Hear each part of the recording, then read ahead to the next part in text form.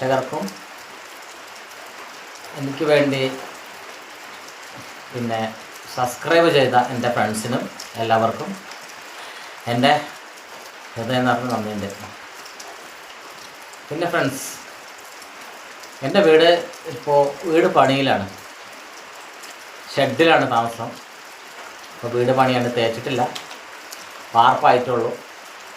അതിന് പഞ്ചായത്തിൽ നിന്ന് കുറച്ച് പൈസ വരുമാനം വരാറുണ്ട്, വന്നിട്ടില്ല. പിന്നെ എൻ്റെ പരിപാടിക്ക് എല്ലാം നിങ്ങൾ സപ്പോർട്ട് ചെയ്യണം,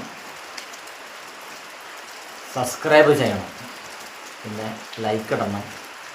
നിങ്ങൾക്ക് പറ്റുമെങ്കിൽ കമൻറ്റും നല്ലോണം.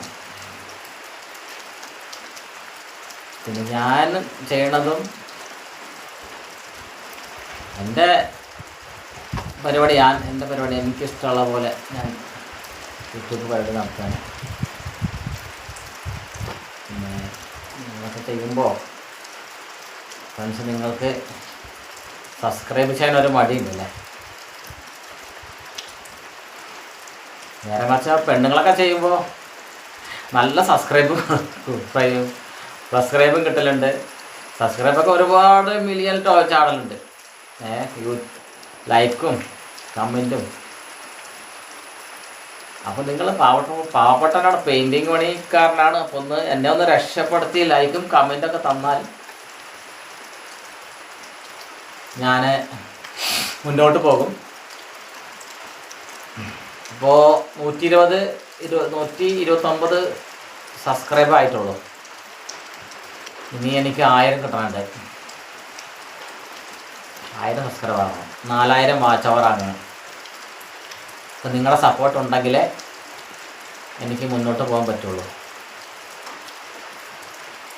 പിന്നെ ഞാൻ അഭിനയിക്കുന്നതൊക്കെ നന്നായിട്ടുണ്ടെന്ന് എനിക്ക് പറയാൻ പറ്റില്ല കേട്ടോ. പിന്നെ എനിക്ക് പറ്റുന്ന രീതി പോലെ ഡാൻസും പിന്നെ ഷോർട്സും ഒക്കെ ഞാൻ ചെയ്യുന്നുണ്ട്.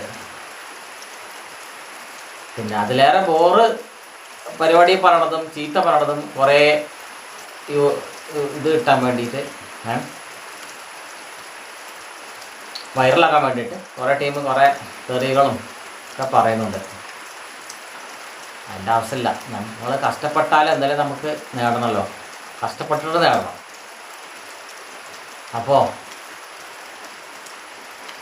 പാണ്ടിക്കാട് കുഞ്ഞാൻ എന്ന് പറഞ്ഞ ആള്